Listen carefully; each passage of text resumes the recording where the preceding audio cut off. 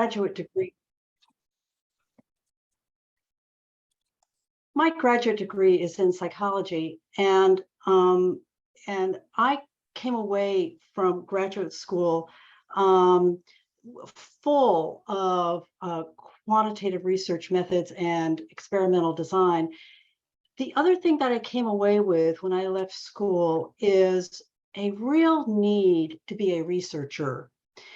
Now, I defined a researcher as somebody who was very comfortable in both quantitative and qualitative methods.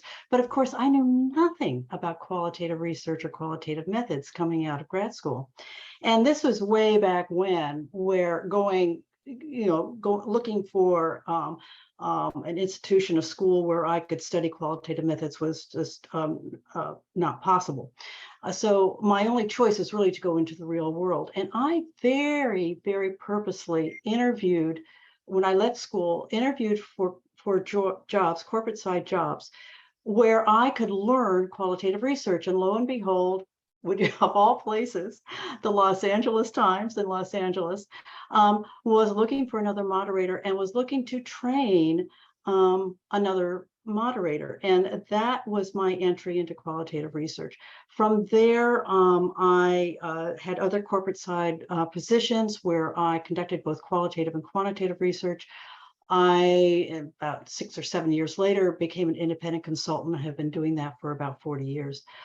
I provide both quantitative and qualitative research to my clients. However, my focus and my passion is in qualitative research. One of the things I learned very early on is that for all of the research principles and quality approaches we talked about on the quantitative side, I wasn't seeing on the qualitative side. I wasn't hearing or seeing qualitative researchers talk about a quality approach to qualitative research. So the idea of a quality approach to qualitative research has been burning and working inside me for a long, long, long time. And it finally has kind of materialized in the approach we're going to talk about today. And I'm now going to share my screen so that I can take you through a few slides I've prepared.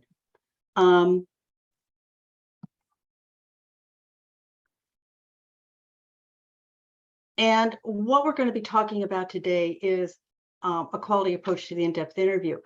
But let me start with saying to be frank, where I always start when I talk about qualitative research. It doesn't matter really who I'm talking to or what the topic is. If it's qualitative research, I believe, need to understand where I'm coming from when I talk about qualitative research, to give you context for, again, what I'm talking about when I talk about qualitative research. So I'm talking about an approach and methods that go beyond the obvious, and it's all about context and making interconnections that really I feel are central to understanding human behavior and attitudes. And that any good qualitative researcher understands that the response to any single research question we may have really lies with a whole bunch of other related questions, and that one facet or area or aspect of something actually adds meaning to another aspect. So that's kind of where I'm coming from. And also, I think very much about these 10 unique attributes that you see on the screen here. And I've highlighted, as you can see, 4 of them. These 4 I've highlighted, I believe, are really fundamental to the other 6 attributes you see on your screen. The idea of the importance of context, the importance of meaning, the fact that the researcher, not a survey questionnaire, but the researcher is the instrument of data collection, and the all-important participant-researcher relationship, which, of course, is what is central to the in-depth interview method that we're going to be talking about today. The interviewer-interview relationship is at the heart of the in-depth interview method. And indeed, I would suggest it's the most personal of all research methods. I may be preaching to the choir here. You may know all of this, but again, it gives you context, again, for where I'm coming from when I talk about the in-depth interview method. So when I think of the IDI method, I think of strengths that as you see, top of my list has to do with the interviewer-interviewee relationship. And how does it build strength? Well, it helps reduce distortion or bias in the responses. And what I mean by that is that an in-depth interview method can kind of reduce the tendency of participants to agree with something I might say as an interviewer, or provide me as the interviewer with socially acceptable responses. It also helps reduce non-response. And what I mean by that is that I can surmount the problem sometimes of getting a lot of don't know responses, as well as just participants wanting to cooperate in the research. And we're going to talk about that in a minute. But the IDI one-on-one interviewee relationship goes a long way towards reducing those potential problems. It also can increase the question answer validity. And what do I mean by that?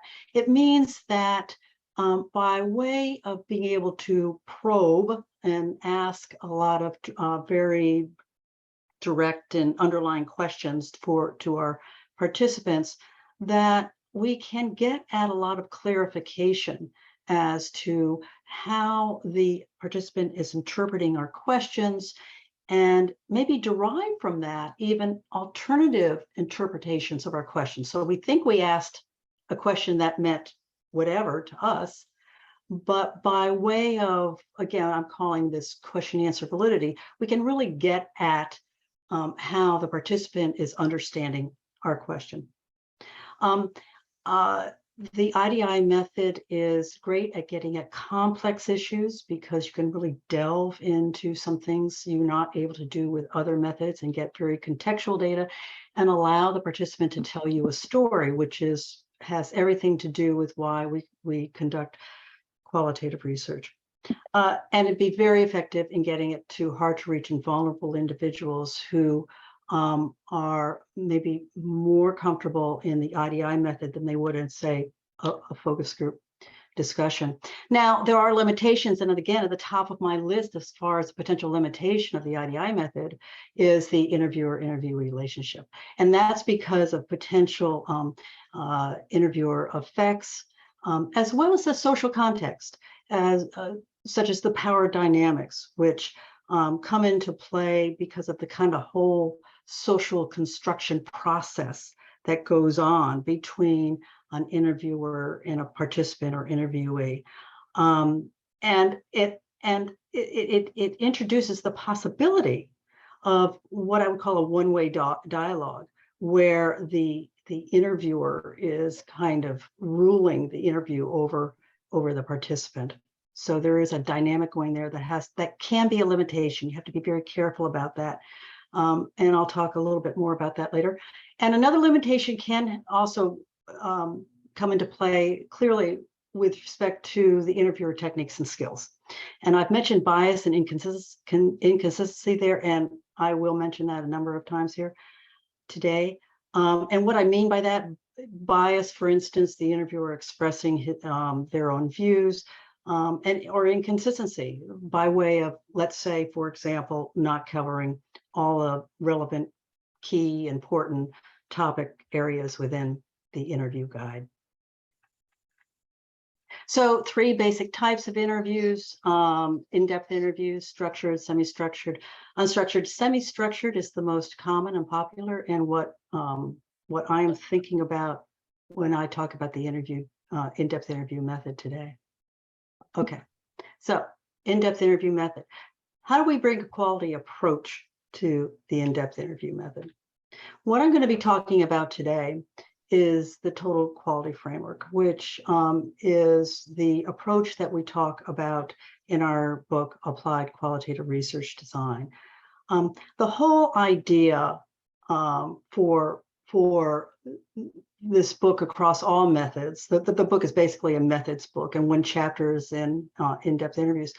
And the basic idea here is to be very explicit about the quality issues or things we need to think about when we go about conducting qualitative research, and is based on the idea that you see in front of you, which is, if we all agree, and I hope that everyone here agrees, that qualitative research can in fact serve good purposes, worthwhile purposes, then it's kind of logical, at least to me, that it would do that only to the extent that it's done well.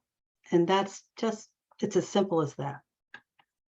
The total quality framework has 4 components that you see on your screen, and each of those 4 components has to do with a different phase of the research. So credibility has to do with data gathering, data collection, analyzability with data analysis, transparency about reporting and the final document. And then each of those 3 components feeds into the 4th component, which is usefulness, which is basically the so what component.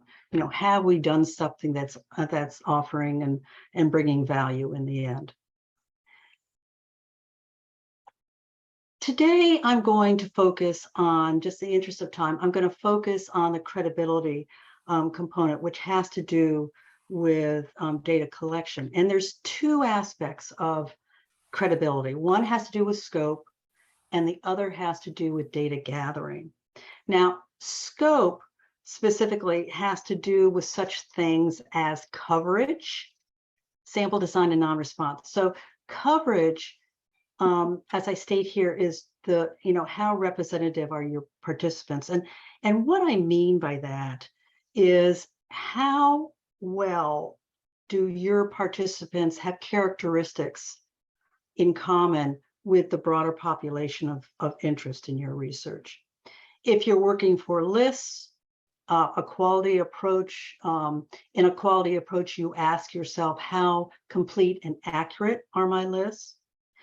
In sample design, we work with purposive sampling. Now, I will just interject here that I say purposive sampling. I also agree with Michael Quinn Patton when he talks about the need to use the word purposeful in his argument for purposeful. I totally agree with that. So purposive or purposeful sampling. And again, if you're working with lists, it's important to the extent it makes sense, depending on your list, to stratify the list and then select, as you recruit, select participants across the entire list so that you are giving every person an opportunity to be recruited for your study. Now, what doesn't say here, but sample design also includes the area of sample size. How many interviews am I going to collect? And I'm not going to go into it here, except to say that one of the times you're going to think about that clearly when you're creating your design. But you're also going to be thinking about sample size when you're actually in the field, when you are in the process of interviewing. And you're going to do that by continually asking yourself, have participants giving me clear responses to my questions? Do I need to go back to anyone for clarification? Have all the important key areas of my interview guide been covered by all of the participants I interviewed and all? So those are the kinds of things you'll ask yourself as you go about your interviewing that will reflect on ultimately on your sample size. Scope also had to do with non-response, and this is important. And what I mean by non-response is basically cooperation. And why is this important? It's important because you, as the researcher taking a quality approach, are asking yourself, are the participants who show up in some shape or form, depending on your mode, show up for my interviews, are they the same or different than those who didn't show up? So cooperation is important, and there are different things to think about when you're looking to gain cooperation. By, as I list here, explain the purpose of study to the folks you're recruiting for your research.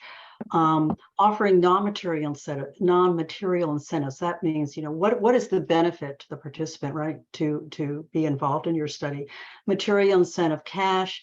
I use charitable contributions a lot, particularly with executives. The effect of identifying the sponsor, that can be a good thing or not such a good thing, depending on who your sponsor is.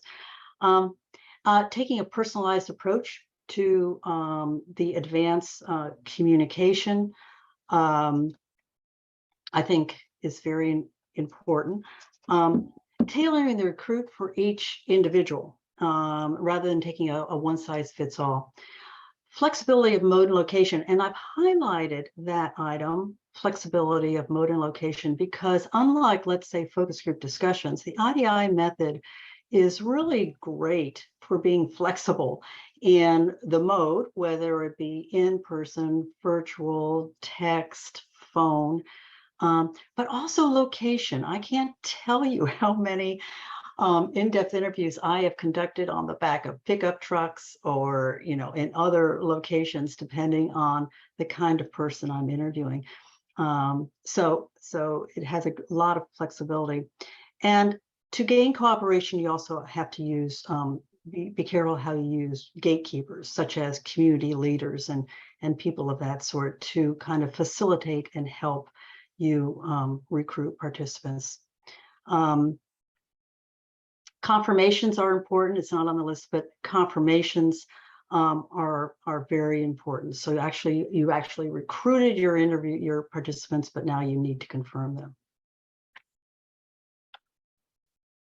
The second component of or the second area within the component of credibility has to do with data gathering. And what do I mean by data gathering? What do I mean? Which is all about, asking yourself, are your outcomes valid? And what do I mean by that? What I mean by that is, are you learning about what you think you're learning about? If that makes sense, right? So your interviewer guide has a lot to do with how well or not so well you're learning about what you think you're learning about. As well as researcher effects and participant effects, particularly their willingness and ability to provide information. And we're going to talk about that. And we're going to start. I want to spend a few minutes talking about the guide, because the guide, again, is incredibly important to what we get back from our in-depth interview research.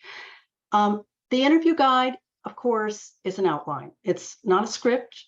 There aren't a lot of rules and that kind of thing. It's really to give the interviewer a flow of the interview, the key topics and issues, the main questions, and maybe some follow-up probing questions. However, that, of course, will change as the interviewer will add to that during the interview itself, but it will give the interviewer some idea of what you want to probe on. Again, it's a guide, not a script, and it takes a funnel 4-stage design approach. And this is what I mean by that. The 4 stages of the guide are this. The first stage is, of course, the introductions. The second stage, we're getting general information, which is doing what? It's providing you, the interviewer, with the context you need to move on to stages 3 and 4. Stages 3, we're getting a little bit closer to the main topic, and we're getting into awareness and attitudes and behavior that are specific to the key topic areas that we want to focus on.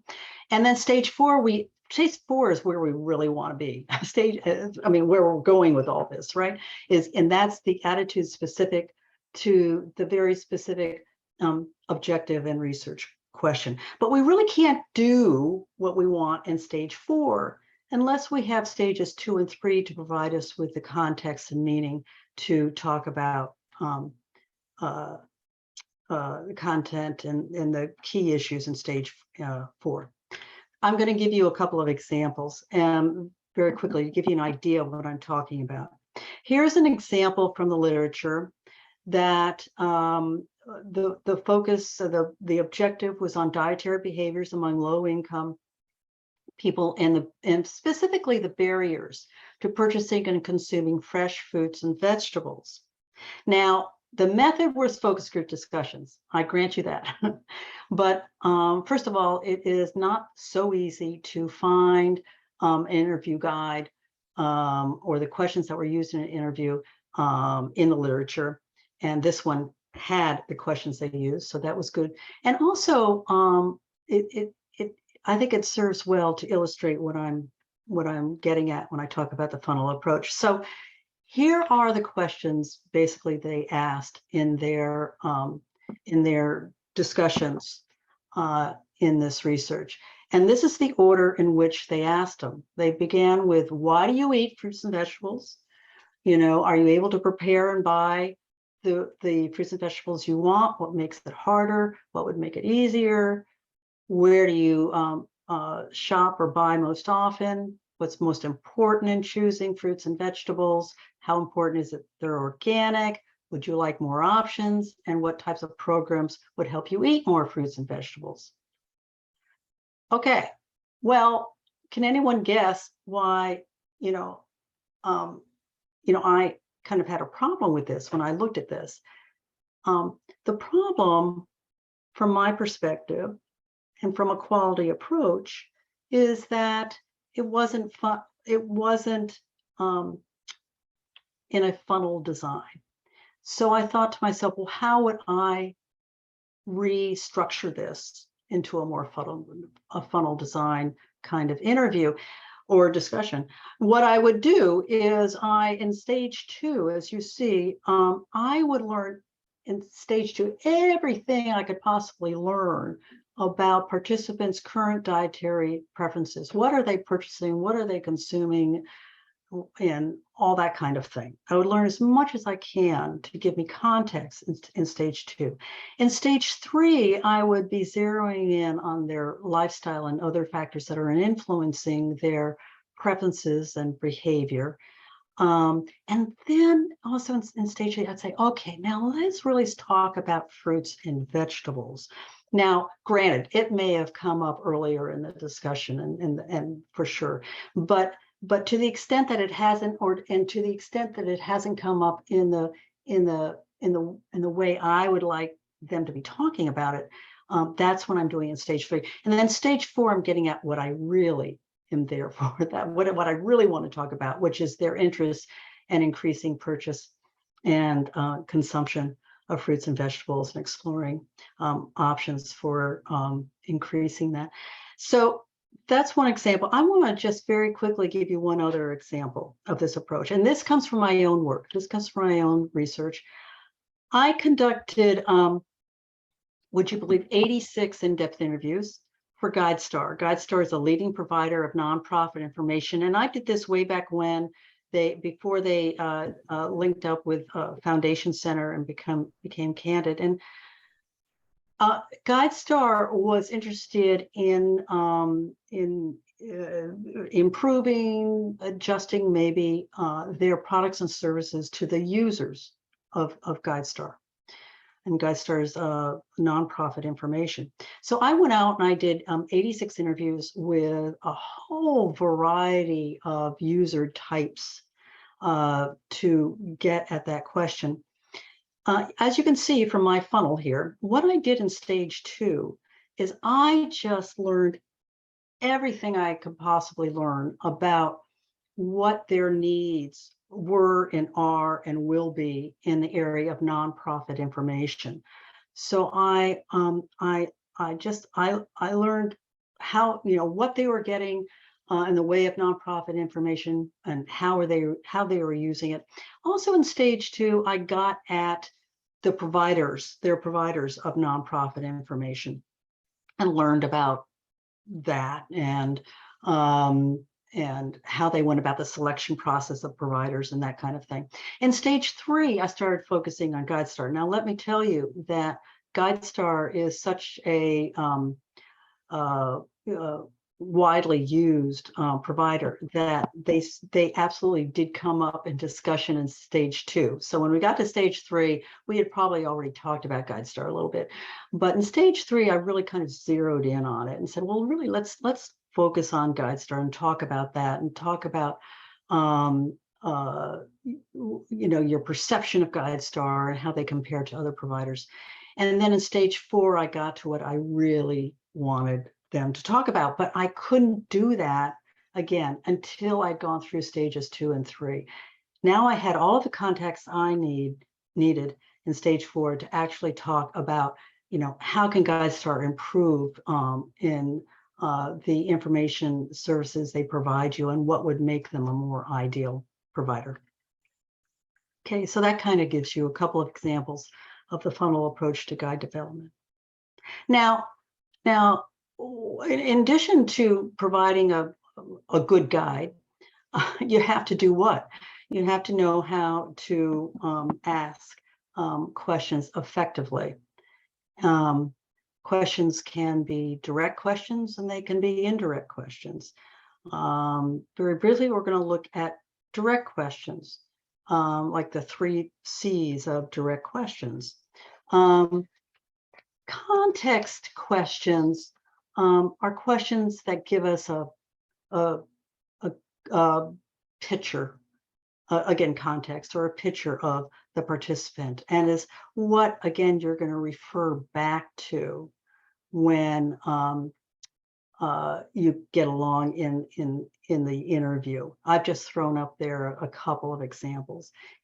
What kinds of foods do you eat in a typical day, and how do you use information on nonprofit organizations? Those all give context that will help me, the interviewer, as I go about the interview.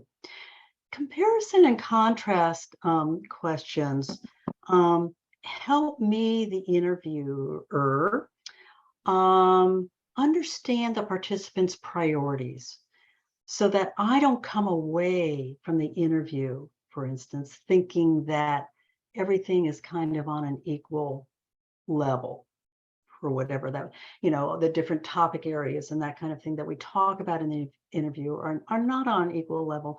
So asking comparison contrast type questions helps me understand and give me an appreciation for the different priorities that a participant interviewee may have for whatever it is we're talking about. I use the example here of how would you compare the information you gain from GuideStar with that from other providers of nonprofit information? Now, clarification, the whole clarification questions are what? They're like the whole reason we conduct qualitative research, right? These are questions that help explain our participants' attitudes and behavior. And it acknowledges, importantly, it acknowledges that let's say I, the interviewer, may not fully comprehend what it is that the interviewee has said back to me.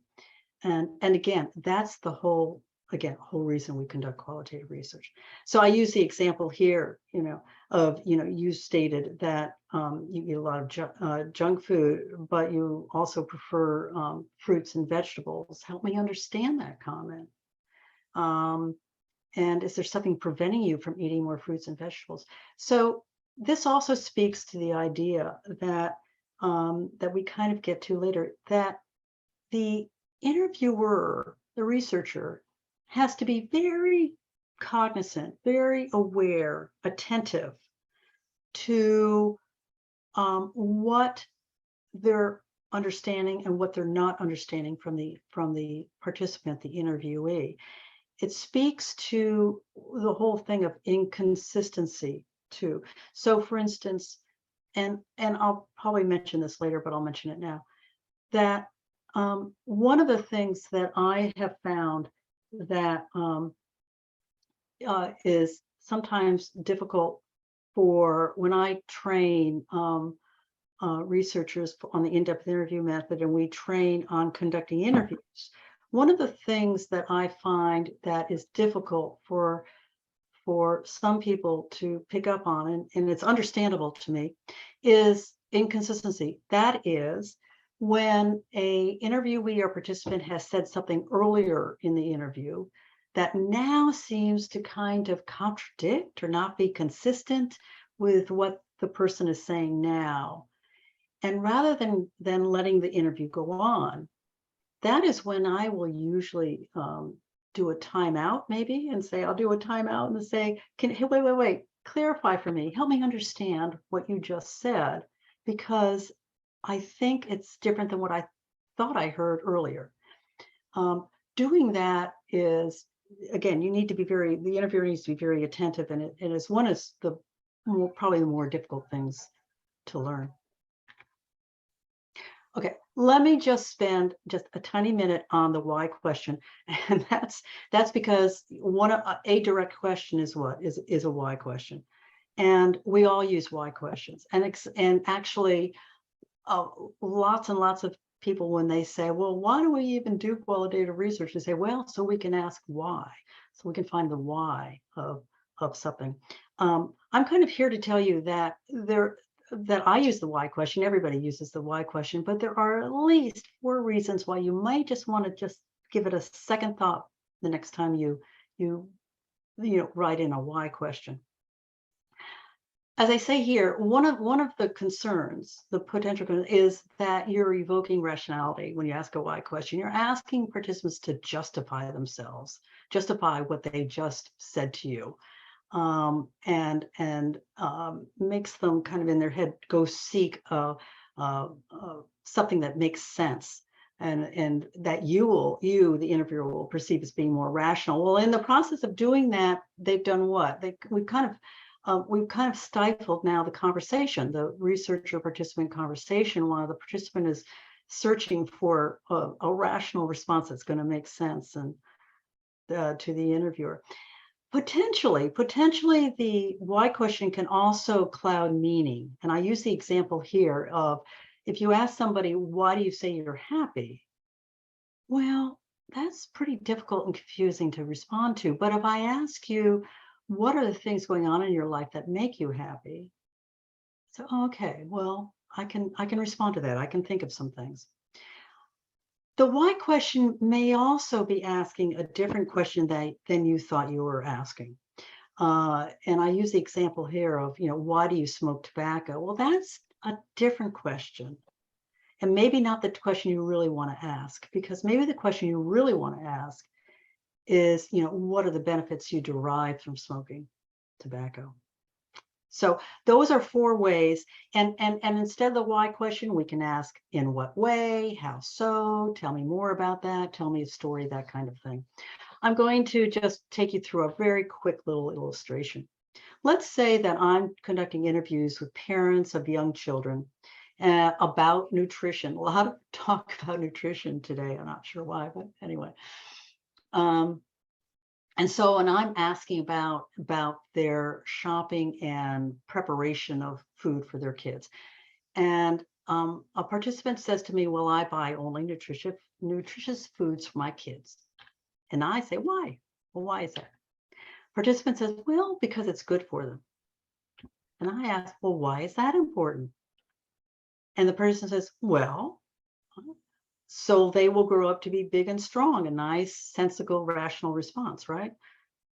Well, that leaves me a dead end. As an interviewer, I really have nowhere to go after that. So let's take that again. So a participant says to me, I buy only nutritious foods for my kids. And I ask, instead of why, I ask, what do you mean by nutritious? The participant says, I buy broccoli. Okay. Well, broccoli is great because this opens up a whole bunch of other questions that I, the interviewer, can now ask. Well, what makes broccoli nutritious, and how do you know that? And how long have you been buying broccoli for your kids? And what motivates you? And all these other kinds of questions. but and the purpose here is not to learn about broccoli necessarily, but in this discussion, in this conversation we're having, I'm learning about how this person thinks about nutritious foods and how they think about what they buy and prepare for their children. So that's the why question. In addition to direct questions, we have indirect questions. Here's just a few examples of indirect questions we use in an in-depth interview. And very specifically, we use questions that really enable, that foster, that help the participant respond. Sentence completion, and let me just interject just very quickly here, that I can't tell you how many times I've conducted an interview, as well as a group discussion where this is the case, where I've asked a question and I just get total silence. The participant, the interviewee, just for whatever reason, maybe it's a bad question, they just can't get their head around it. But if I ask it as a sentence completion, I use the example here of why would I try to get more, I would try to get more exercise if blank. And when, for some miraculous reason, when I put it into a sentence completion kind of question, they can answer almost always. So it works very, very well. Word associations also work very well. When I say useful nonprofit information, you think of what? And then storytelling. Again, when participants or interviewees are having a difficult time getting their head around responding to a question, let's say about working with a doctor or doctor appointments or something of that nature, if I turn that around and say, well, listen, tell me about a time when you felt like your doctor hadn't listened closely to your health concerns.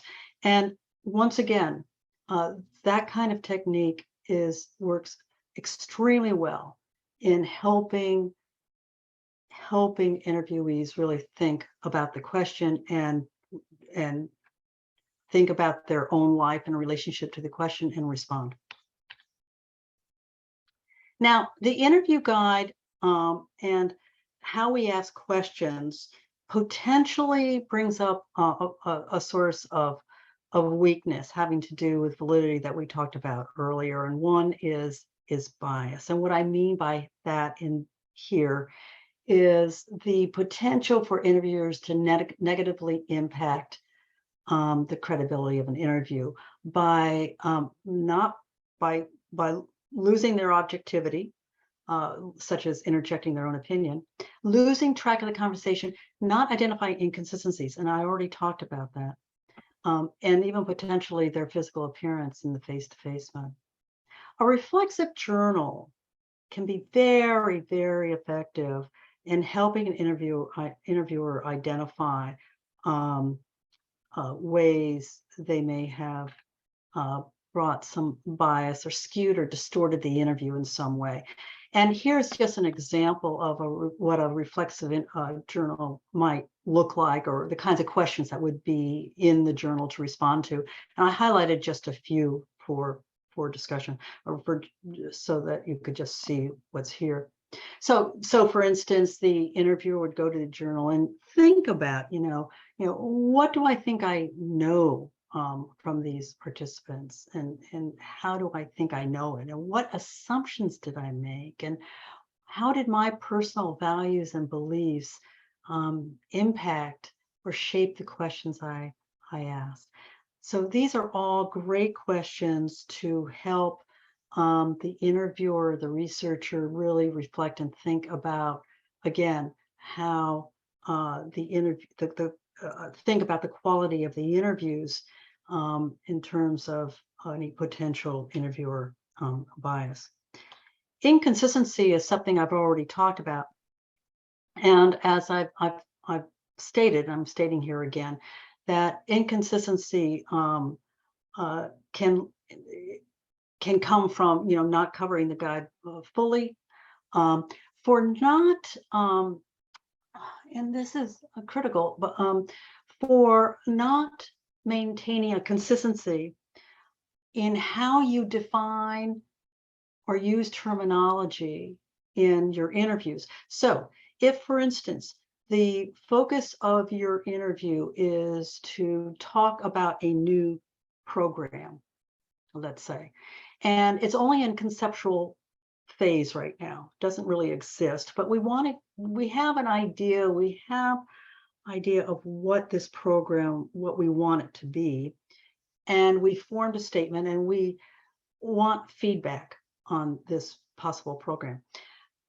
What is really, really important in terms of a quality approach to the interview is to make sure that every interviewee, every participant is hearing about this program, is introduced to this program the same way, consistently from interview to interview. So you should have a statement, you actually read it. So again, that everybody is hearing the same conceptual statement, and it's using the same terminology and all that kind of thing. Inconsistency can happen if the interviewer doesn't follow up, and you should catch that in your reflexive journal. And if the guide is not scaled appropriately, those 86 interviews I did for GuideStar, I started off doing them in person. I went around the country interviewing a variety of people, and that was in person. And then I came back to my office and I did the rest of them on the phone. And when I switched from in person to on the phone, I had to think very carefully about my interview guide, because I knew that the phone, phone mode was going to shorten the length of the interview, just because I know from experience that participants, interviewees feel a little bit more rushed on the phone. They don't have as much inclination to kind of just relax and spend more time with you as they do in the in-person mode. So you need to think about that when you're changing modes in an interview study. And let me just emphasize that inconsistency is important, because why? Because it leads to variations in the data across your participants that doesn't really exist.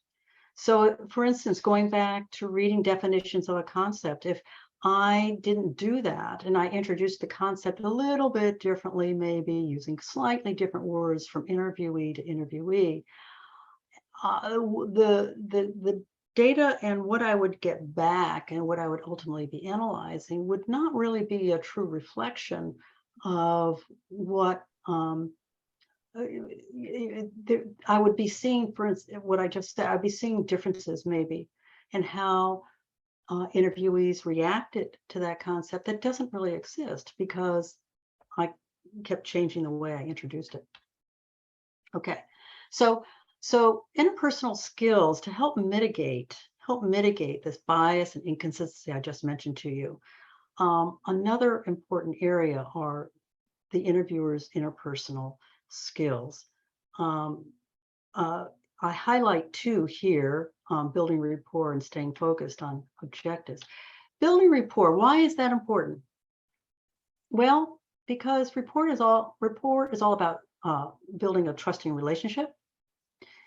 And that's important, because the more you do that, the more your participants are willing to share. The more you do that, the closer you're going to get to your objectives. And the more you do that, the closer you'll get to quality data and useful outcomes. Now, building rapport should be something you think about both before the interview and during the interview. Before the interview, I highly recommend, again, as a quality approach, to personally contact your interviewee and have a conversation with that person before the interview, talking about the purpose, content, answering any of their questions they may have, that kind of thing, and confirming the date and that kind of thing. But during the interview, building rapport, when we train on this, we train on things such as active listening, such as you would do in any kind of conversation, right? If somebody says something, you would say, I see, tell me more, you would nod your head, you would have eye contact with that person, you would smile and show interest. You also would pick up on participants' cues.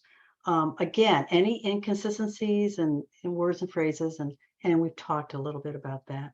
Also, any facial expressions or gestures or eye contact is something to pick up on, all of which will help build rapport. Now, another thing that I have written about, and I truly believe is that building rapport in an interview, during the interview, is also about taking handwritten notes. Now, the snippet quote you see there on the screen comes from my blog, which I'll give you the address at the end of this, but it comes from my blog where I've written about it, and handwriting notes during an in-depth interview, and this is true whether it's in person or virtual, is very effective in engaging with the participant, as well as being a tool to reflect, as the interviewer, to reflect on what the participant interviewee is saying, and to be able to use that in the interview itself, which does what? Helps maintain the participant researcher relationship. I just, as an example, I just finished an in-depth interview study. I conducted 26 interviews, and they were all on Zoom, they were all virtual. But for all of those interviews, every one, I took handwritten notes, and I actually told every interviewee that I was interviewing at the beginning, I said, now you're going to see a lot of top of my head because I'm going to be down here taking notes. And I tell them why. And invariably in those interviews, what happens is that I take notes, and then something will be said during another part of the interview, and I'll say, you just touched on something that reminds me of something we talked about earlier. And I will flip through my notes, and I will go back to it, and I will, in my notes, have maybe a verbatim or very close to a verbatim. And I will say, now, you see, in my notes here, it says that maybe, you think differently about blah, blah, and then we can have a conversation. It, again, builds rapport, plus it goes back to the whole clarification thing and helps me understand exactly what is going on in the mind of the participant. And very lastly, I'll just mention the other skill of staying focused on the objectives. And again, this, I think, seems obvious and seems like, yeah, of course, we all stay focused on objectives. But this is something you have to very consciously think about as the interviewer, and consistently probe to clarify areas of that are key to the research, and to realize that unanticipated topics are going to come up. But as the interviewer, the researcher, you have to think, okay, is this relevant to the to my objective here for the research, and should I pursue that, and how should I pursue that, and that kind of thing. And then question wording, we've already talked about, and then obviously to manage time. Those are the end of the slides. I've left a few minutes for questions. Here is my my blog, and I have links to areas that would be important to what we talked about today, the total quality framework and the in-depth interview method. And here's my contact information. So I'm happy to provide this this slide deck, this file, to anyone who would like it after we're done today. Do we have any questions? Anything else I can address?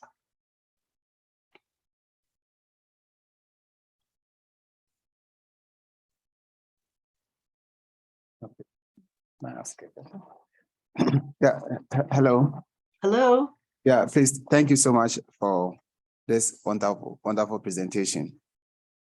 Yes, I want to find out from you in terms of the sample size.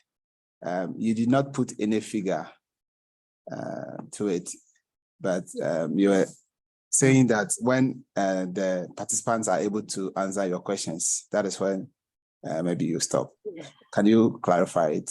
Yeah, maybe I should have also put a link to, I almost did, and I didn't do it at the end of that file.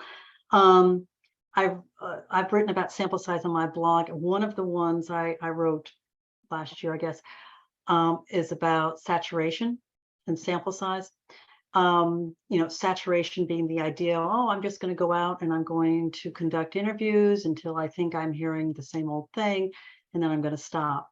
And I talk in that article about why I don't think that's a great idea, and why there's all kinds of other quality considerations that go into sample size before you think about relying on saturation. So interviews. So at the sample design, at the research design phase, we have to come up, at least in my work in 40 years, you have to come up with the number of interviews you're going to do. And that really is, it's the short answer to your question is not a one size fit all. So I'm not going to say, oh, you need to do at least 10 interviews. Oh, you need to do at least, 20 interviews, whatever. A lot of my business to business interviews are 30 interviews, but that is not because the magical number is 30. It's based on, you need to look at what are your objectives, who are the kind of the key segments of the types of people you want to interview, what are the regions of a country or the world that are important to your research, and you want to make sure that you have enough interviews within each of those that you feel comfortable that you came away with useful information. Let me also just interject. Remember those 86 interviews I did for GuideStar. Why in the heck did I do 86 interviews? I did 86 interviews. That was like, I didn't pull that out of a hat. What I did is I sat down and thought about what are the research objectives for GuideStar?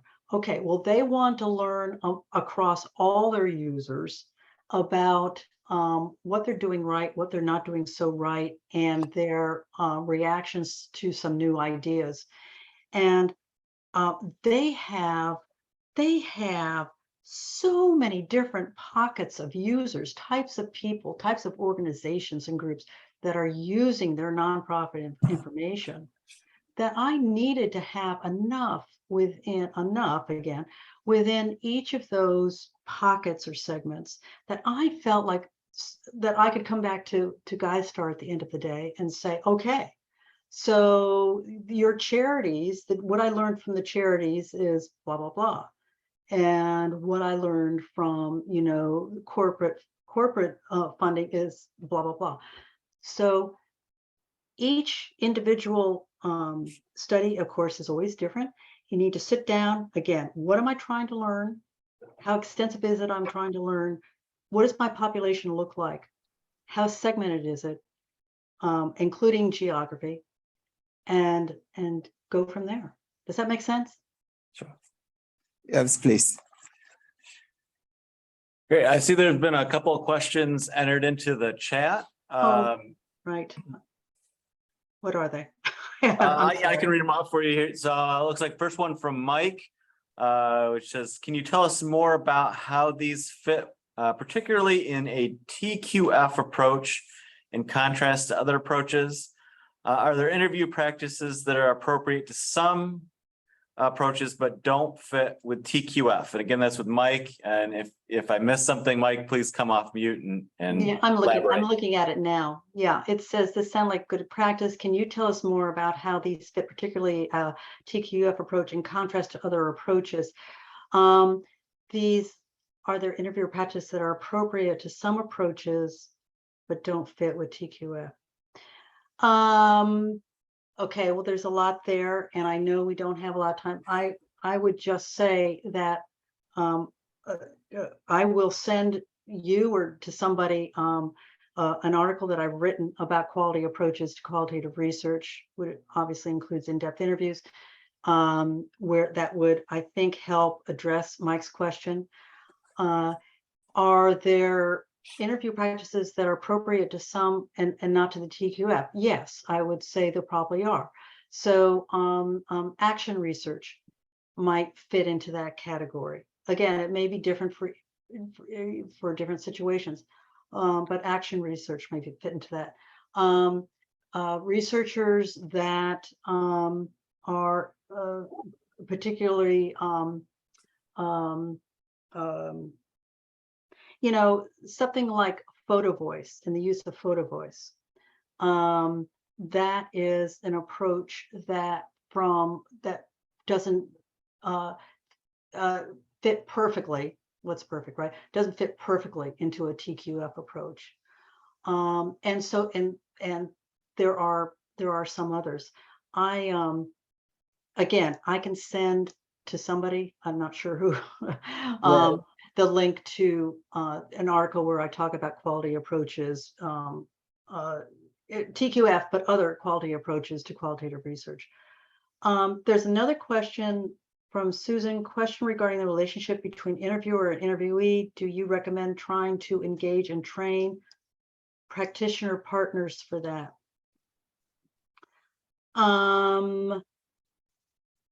Regarding the relationship between interviewer and interviewee, do you recommend trying to engage and train your partners for that? So is the question asking, should the,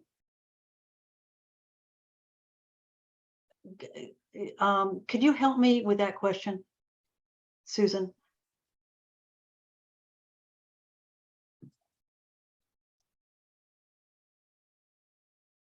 And while you help me with that question, let me look quickly at the other question. How to create a I'm sorry? I say, Susan, if you're trying to talk, we can't hear you. Oh, all right. Is she on there? Oh, hi, Susan. Yeah. I Hi. entered something in the chat, but Okay. I was just thinking, if you said that the key to a high quality interview here is the relationship between the interviewer and the interviewee, do you recommend trying to use either persons with the same lived experience or your practitioner partners who will might come into the interview with a certain level of trust that the outside interviewer or researcher might not? Right. And you're going to hate this answer because it really is going to depend on the situation. If you're dealing with hard to reach or vulnerable people in the population, it may make sense to use what I'll just forsake an internal type person as the interviewer. If that's the case, then that person does need to be trained on what I'm calling a quality approach to the in-depth interview, because for a lot of the reasons I talked about today, there's just too many opportunities. If you're not trained in it, well, everybody should be trained in it no matter what, but particularly if you're that close to the subject matter and to the participants, it is doubly important to be trained in how to maintain that objectivity, to probe up for inconsistencies, all the things that in the bias, all the things we talked about today. Thank you very much, Margaret. Oh, we're Sorry, running out of we've gone time. beyond the time. I'm sorry. No problem. So, Mike, you can drop me an email and I'll correspond with Margaret to send you any article or any link that she'll share with me, any of the participants. So thank you so much for joining us today. And Okay, and let me just interject that if you wanted to, if I have access to these questions that are in chat, or these or any other follow-up questions, please send them on, and I'm happy to respond to them. thank you so much. All right. Thank you so much. Thank you all. Thank you, Margaret. All right. Thank you. Thank Thank you. you. Take Yeah. care, everyone. Take care. Bye-bye. Bye-bye.